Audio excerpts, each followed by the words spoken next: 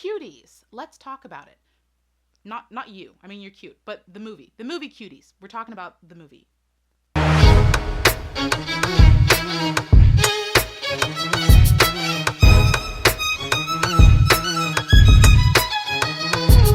Greetings, welcome. I am the Sovereign, and this is my court. If this is your first time in attendance, hello, how are you doing? Please consider hitting the subscribe button before you leave our kingdom. Now, we are gathered here today to talk about Cuties, the movie that is newly released on Netflix, the movie that is lighting a fire on Twitter. We are going to just jump right into this. I'm going to read the synopsis of the movie from Rotten Tomatoes so that you can get a general overview. And caution, there is going to be spoilers all up and through this video because I did watch the movie in its entirety because Netflix is all like, oh, just give it a chance. We promise it's a good movie. It won awards on Sundance. I watched the movie. It's not worth it. But there will be spoilers for those of you that care. Here is the synopsis from Rotten Tomatoes. 11-year-old Amy lives with her mom, Miriam, and younger brother awaiting her father to rejoin the family from Senegal. Amy is fascinated by disobedient neighbor Angelica's free-spirited dance clique named Cuties, a group that stands in sharp contrast to stoic Miriam's deeply held traditional values.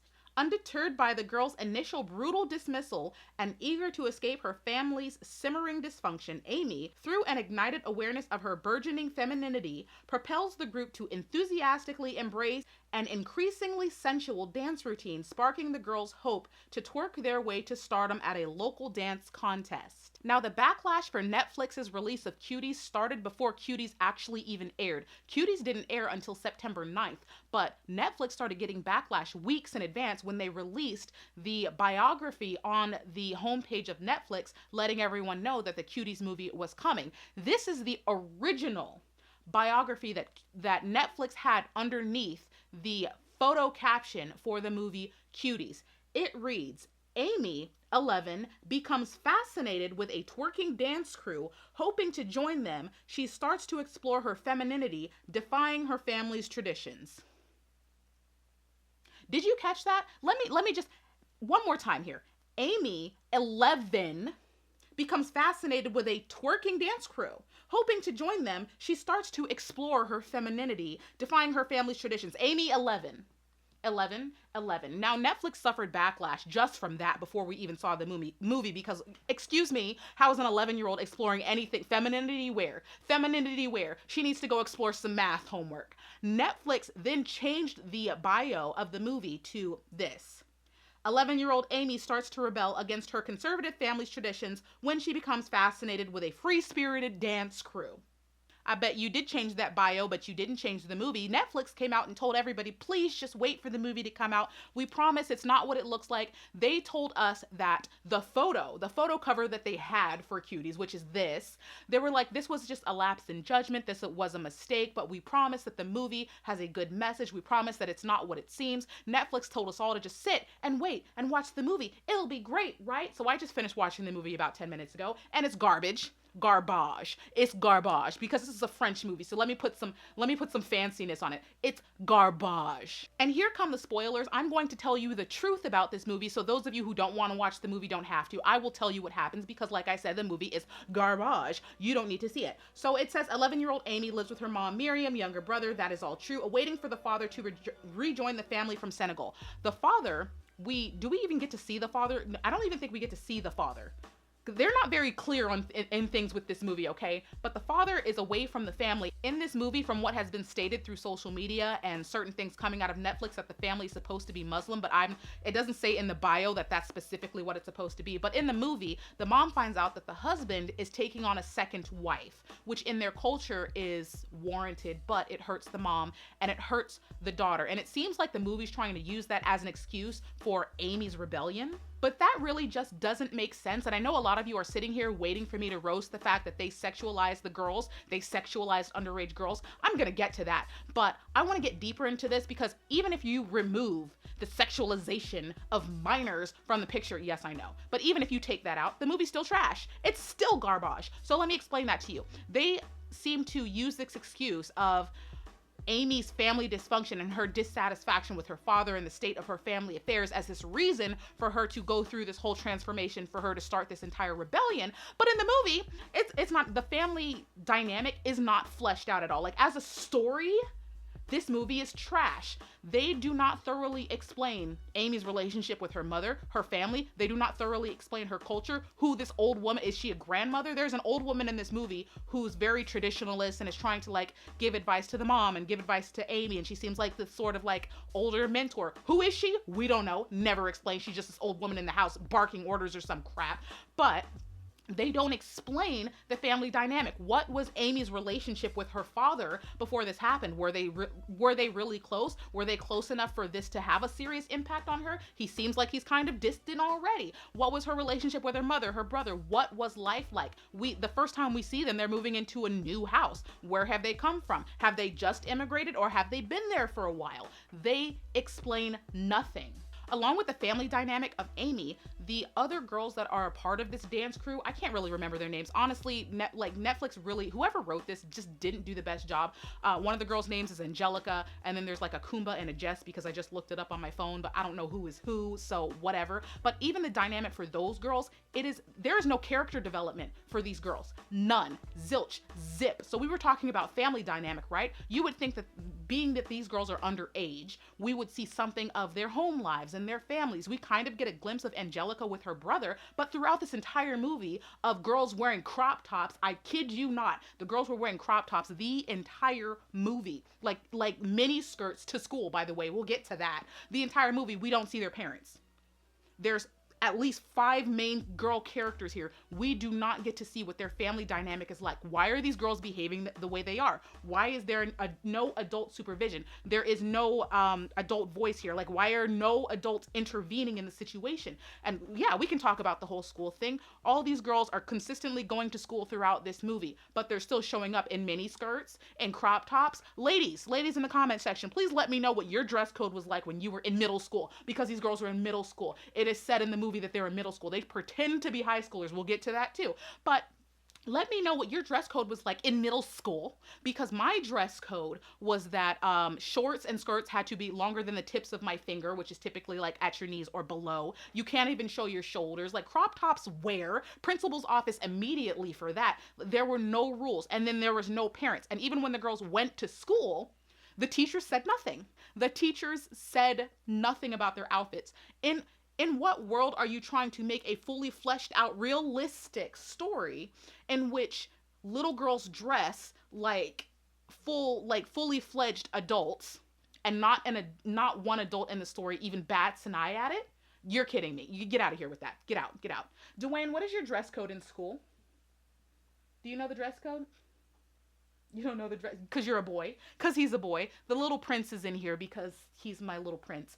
And he doesn't know his dress code because dress codes don't exist for boys the way it does for females. But either way, it was way over the line for 11-year-olds, you guys. Moving on with the actual story critiques of this movie, what were the girls' motivations? There was no motivations explained for all of this nonsense whatsoever. They try to make it seem like Amy's frustration with her family affairs is what drove her, but then throughout the movie you see Amy kind of become obsessed with this dance and going to this contest. There's a point in the movie where she nearly she pushes another girl in a river and stands by as she's drowning and looks like she's willing to even let her drown. Like, Amy completely seemingly loses it in this movie, but they don't provide the motivations as to why. Why is she so hell-bent on this competition to the point where she's completely losing herself? Why is she so willing to betray her family? She even upsets her friends on multiple occasions. She completely goes off of her rocker, and we are given no explanation. Why was Amy so determined to dance? Because remember, those of you who saw the movie, in the movie it's explained, it wasn't Amy's dream to dance. The only person who really expressed any passion for dancing itself was Angelica. So why is Amy so hell-bent to the point of just like psychosis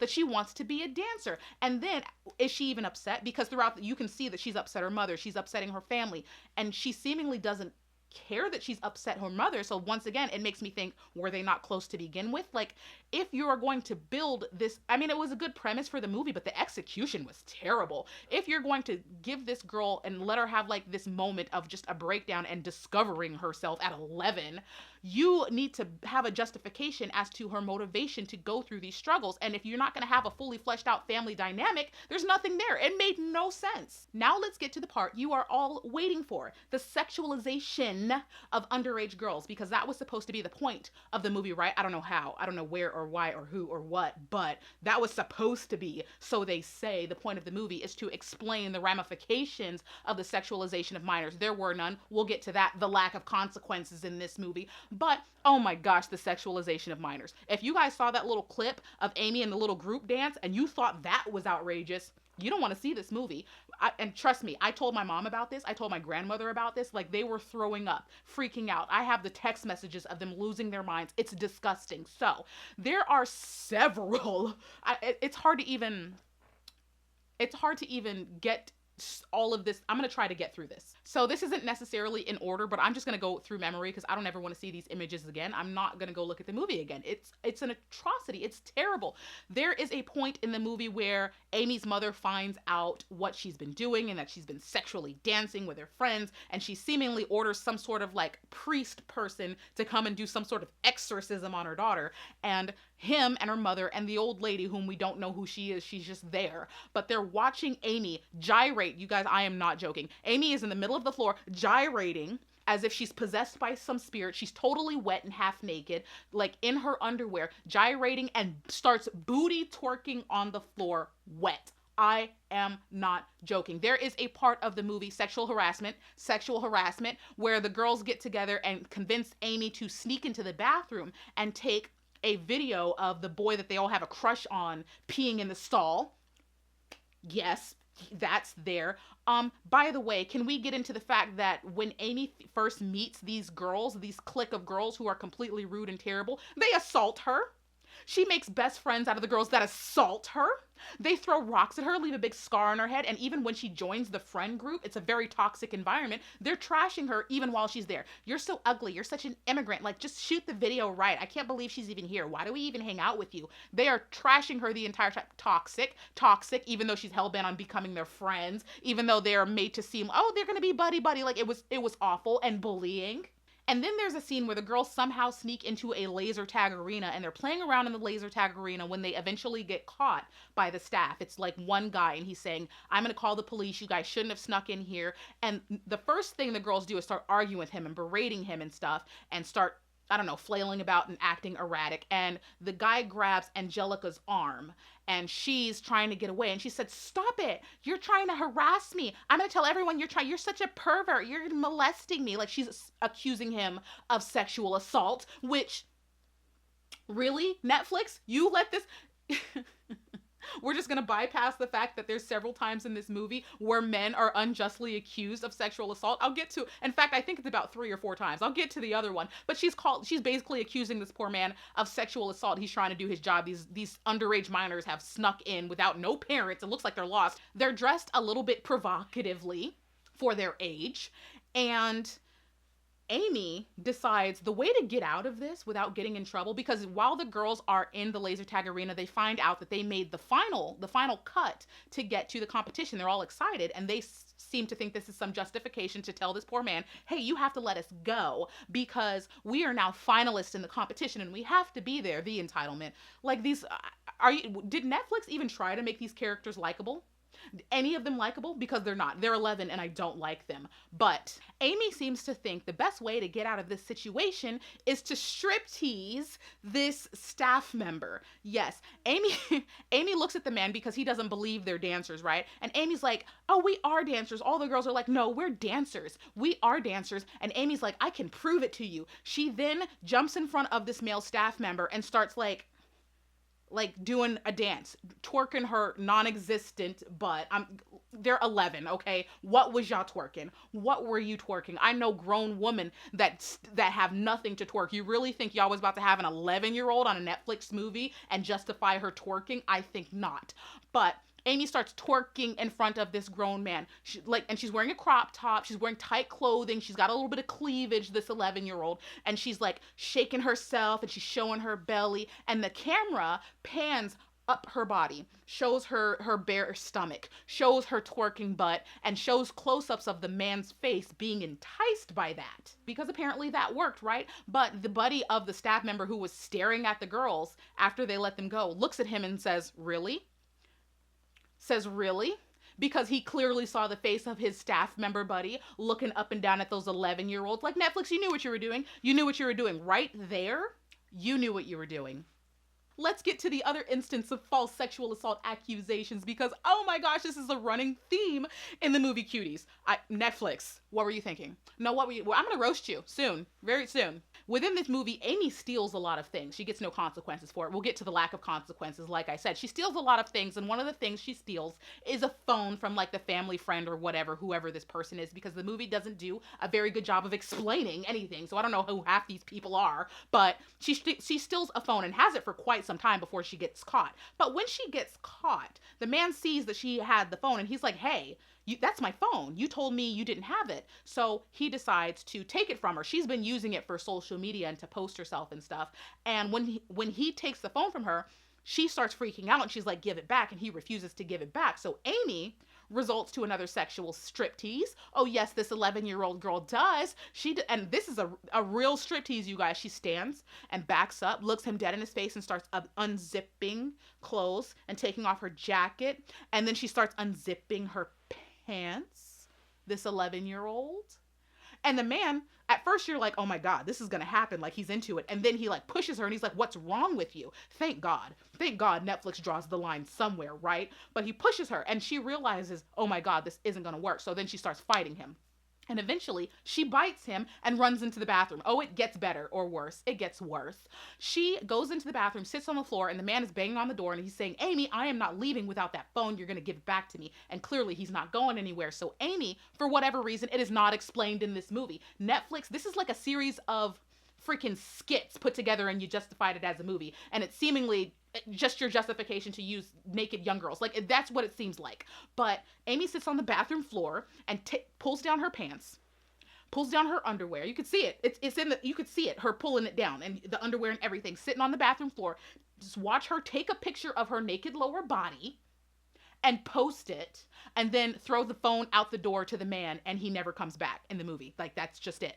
Now let's get to the lack of consequences in this movie, okay? Because this movie, from what it's been said from the director, is supposed to be some sort of lesson about the over-sexualization of young girls, right? But if there's going to be some sort of lesson or something to be learned or a point, right, there has to be some sort of consequences. But there were none. In fact, I made a list. So let's go through the list of things that there's no consequences for in this movie. None. Amy posted a picture of herself nude on the internet.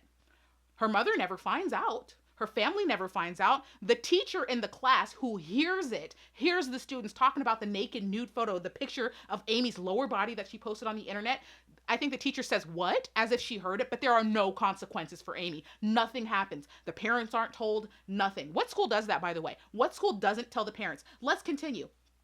Amy's meltdown in front of her friends. Amy seemingly becomes obsessed with this competition, obsessed to the point where she almost lets another girl drown. There is no consequences for either of those things. The girls actually say they don't want to dance with Amy anymore because of her naked photo, and people are making fun of Amy, so they're like, we don't want to dance with you anymore. And then Amy pushes the replacement girl into a river, so then she runs to the competition, and all the girls are like, Amy, what are you doing here? We don't want you. We want Yasmin. And Yasmin's not there. And it doesn't even, there's no thought process of maybe we shouldn't take her because she was acting really erratic. Hey, we're not friends anymore. Hey, where's Yasmin? Like, they just accept her right back into the group. I mean, fully accept her. They're hugging and jumping around and they're like best friends all over again for all of like 2 minutes until Amy leaves the girls on stage in the middle of the most important dance, should just run off. And we never see the girls again. We never see the girls again after that. So we don't know what happens because she lives in the building of one of the girls. She goes to school with the rest, but there has to be some sort of consequences, but we never see it. Amy just runs off and lives in La La Land happily ever after, right? We'll talk about the ending of the movie, but let's get through the lack of consequences. Throughout the movie, Amy is stealing and lying. There are no consequences like that. Like, her mother tries to call in some sort of priest, but there's really no consequences. Amy's not grounded. Amy's not punished. Amy, like, she gets yelled at, but that's about it. In fact, at the end of the movie, when she runs from the competition into her mom's arms in the house, her mom coddles her, hugs her as she's wearing a provocative, like, super tight little dance outfit, which I will admit is very normal within dance culture. If you've done dance before, even if you've seen Dance Moms, you know the outfits tend to be really skimpy. But Amy's mom has been wholeheartedly against this the whole movie. So when Amy finally shows up in that costume, we expect some sort of outrage, which the old woman, grandma, auntie, whoever the hell she is,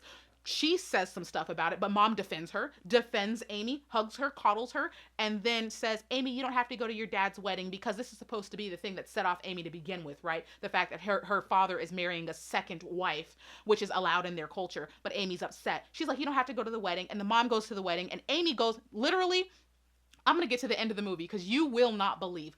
Let me continue with the lack of consequences. For betraying her friends, going against her culture, and not going to the wedding, the one thing she was dreading the entire movie, there is absolutely no consequences. None. None. Let me tell you how the movie ends. At the end of the movie, this is the end. Amy comes in, runs into her mom's arms after leaving her friends in the middle of a dance on a stage. She runs off crying, runs to her mom. Mom coddles her, protects her, and tells her, you don't have to go to your father's wedding. The mom goes to the wedding herself. Amy changes into like normal kids, jeans and a t-shirt and a sweater or something, and walks past the wedding outside into like an open street and randomly starts jump roping with a group of children, and there's a freeze frame of a happy Amy's face in the sky. That's the end of the movie. It literally ends there. She left her friends on a stage. Her mom said she doesn't have to go to the wedding, even though her father is marrying someone, so that's clearly going to change the family dynamic. Clearly her friends there's going to be a problem with those girls. Like, there is obviously a lot more that's going to happen, but they ended the story. They ended it. What did we learn? I don't know. And that was just insult to injury. Like, the lack of satisfaction at the end of this movie will drive you insane. Like, what did Amy learn? Seemingly nothing. The entire movie was pointless. Did she meet any of her goals? What did she attain from this journey? Hell, what did we attain from this journey? Whatever. We just got to see a whole bunch of 11-year-old girls gyrate. Now, I will say there is a justification for making this story. Everybody loves a good coming of age story, but these girls are not of age. They are not even coming of age. They're 11. This story would have been more appropriate had it been like an 18-year-old starting to branch out and explore her femininity, because then she's a full-fledged adult, and even though her parents would have tried to hang on to her, she can do what she wants. I'm fully supportive of grown women doing whatever the hell they want with their bodies, but when it comes to minors, lines have to be drawn. Now, like I said, there is a justification for making this movie, but the execution here was awful. I mean, terrible. Like, story-wise, this is crap. This is a garbage movie. There was no character development. The plot, there's numerous plot holes, lack of consequences. Like, if there's no consequences for any of the characters, where is your tension coming from? You're not giving us anything but non-booty having, booty shaking 11-year-olds. And if you really wanted to show the consequences of what happens when you over-sexualize minors, like, this concept you could have made this movie more palatable by not having numerous close-ups of underage girls. Like, you wouldn't have numerous close-up of crotch shots and thighs and butts. I'm not joking, you guys. You would think, oh, she's a YouTuber and she's exaggerating.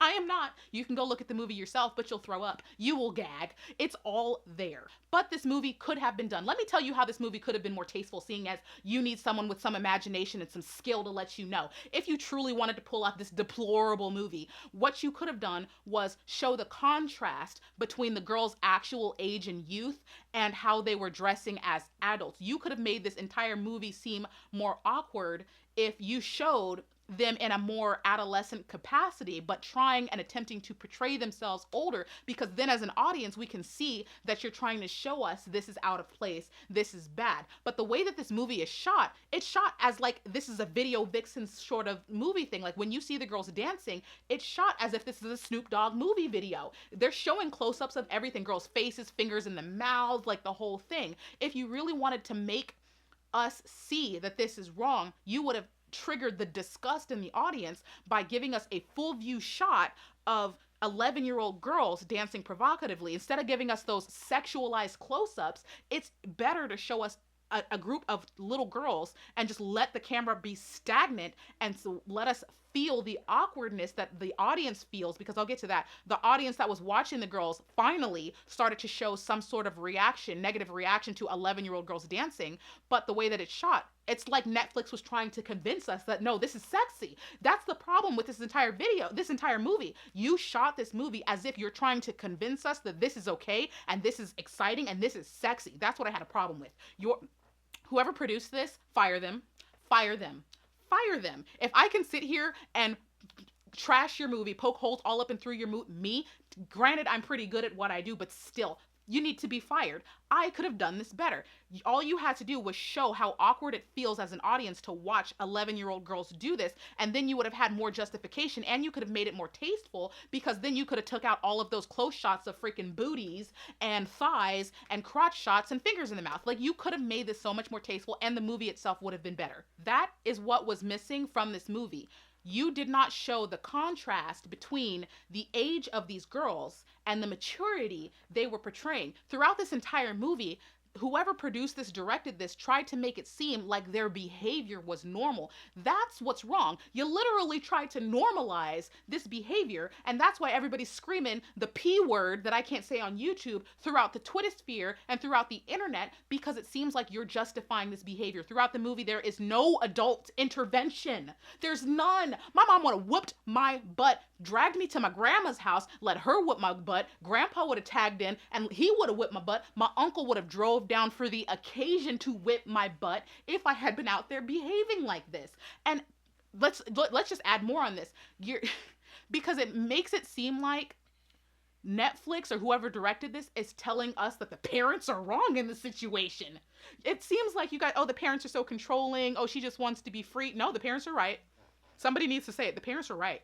Okay, and I understand that this culture can be very constricting and restrictive, and girls should be free. I'm 100% for that. But in this situation, you proved her mother's fears right, and I don't think that's what you wanted to do. This is something I'm all for women and girls' freedom to express themselves. But in this situation, mom was right.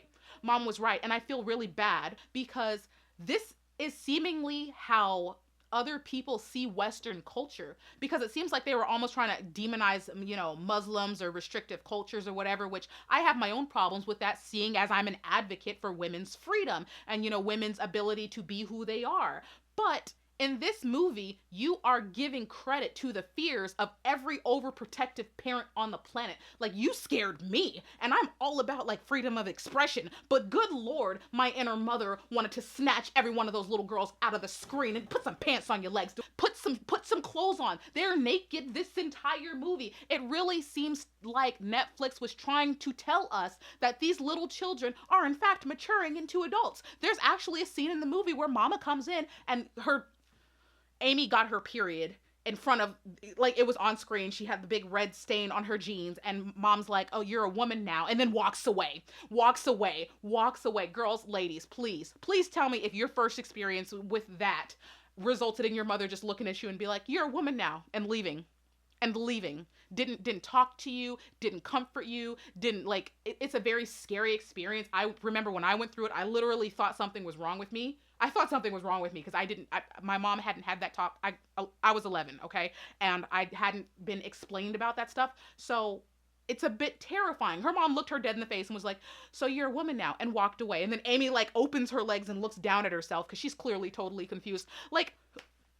Don't give me in the comments, oh, a woman made this story. Netflix, you used this movie as an excuse to just have naked girls, because there's no character development, there's no plot, no storyline, no nothing. This movie, you didn't put work into this. You didn't. It sounds like a bunch of men looked at this black woman and they're like, look, we can get some points off of this movie if we use her, and that way if we get backlash, we have some sort of cover. But in reality, a whole bunch of white guys gathered in the Netflix headquarters, and they were just brainstorming a whole bunch of ideas and ways that they would love to sexualize underage girls, and all of their favorite scenes from that conversation they put together, and that is the movie Cuties. That's what it looks like. That's exactly what it looks like. And no, I'm not giving the woman who produced this a get out of jail free card, because girl, she tried to justify this movie after its release, after she saw what was going on. So sis, you can have a seat right along with those men, those no. There will be no passing the buck. I don't play favor. You, black woman, you can have a seat. What were you thinking? What were you thinking? What were you thinking? You justified the sexualization of underage girls, which is completely contrary to what you say the point of your movie is, because this is the most sexualized I've ever seen a child on camera, ever. Ever in my life, my mother included. I just got off FaceTime with her talking about it, okay? Insane. You justified that. You demonized restrictive parents or the Muslim culture. You made Western culture seem as if we accept this, which I 100% say no. And everybody on Twitter trying to make this political. Shut up. Shut up. Everything is not political. Shut up. Republicans in the comments, shut up. The Democrats don't approve of this. And Democrats, stop saying that the Republicans are wailing for no reason. They're completely justified. And shut up. Shut up. This is not a political issue. This is one thing where politics does not matter. I don't care what language you speak, what country you come from. Everybody should be pissed off at this movie. Everybody. This is a big kumbaya moment. Grab your neighbor's hand and we're all gonna come together and say, Cuties is nasty. Cuties is horrible. The sexualization of minors is deplorable. And Netflix, you deserve all the cancellation you get. Where's your apology, Netflix? Where's your statement, Netflix? The defense, someone needs to go and review whoever's doing Sundance. Someone go look at those people. You gave awards to this movie for what? For what? Because you've lost all credibility with me. Because even without the sexualization of minors, this movie is trash. Garbage. Nothing here makes sense. Nothing. And I didn't want to wear the crown of shade because I've already worn it this week, but I had to make this video, which is why I'm skipping out on homework to do this. But whatever, I'm probably going to use the content of this video to do my next persuasive paper. So work smarter, children, not harder. Thank you for tuning in to this video about Cuties. I am so sorry if I disgusted you guys with any of the images on the screen, but I think it is important to talk about cultural issues, issues of significance, issues that impact our society. And I feel like anyone who is not willing to stand up or speak out against atrocities or negativity or someone being unjust, if you're not willing to speak out on those occasions, on those issues, you are complicit. And I am never going to be complicit in anything that I see negative, and I don't ever want anyone to walk up to me and say, why didn't you say anything? Why didn't you use your platform to speak out? I'm never going to be the person where people ask me, where were you when we needed you? That's why I do a lot of important topics on my channel. I refuse to be complicit. So if you're standing by and letting things happen because you don't want to deal with it or you feel like it's negative, first of all, it's not negative to call out the bad things that happen around the world. Honestly, we do that to get rid of the negativity of the world. When you bring your negativeness into my world of rainbows, unicorns, marshmallows, and sunshine, I'm going to say something because that negativity needs to go. That's why I speak out on these things. I am never going to be complicit. So thank you for sitting here with me through this video. I am sorry that it was Cuties. I'm sorry that Cuties exists, but leave your comments in the comments section below. If you have anything to say, any thoughts, if you just want to voice your general disgust, I get it. Make sure you give the video a thumbs up, and if you are not a member of my court, please consider hitting the subscribe button so that I can see your beautiful face again, because typically, yes, this place is very joyous and wonderful and sunshiny and very friendly and open, and we are typically pretty knowledgeable every now and then too, but trust me, you will have fun, and I would love to see you. Thank you. I will miss you, but you know I will be back in a future video. Bye!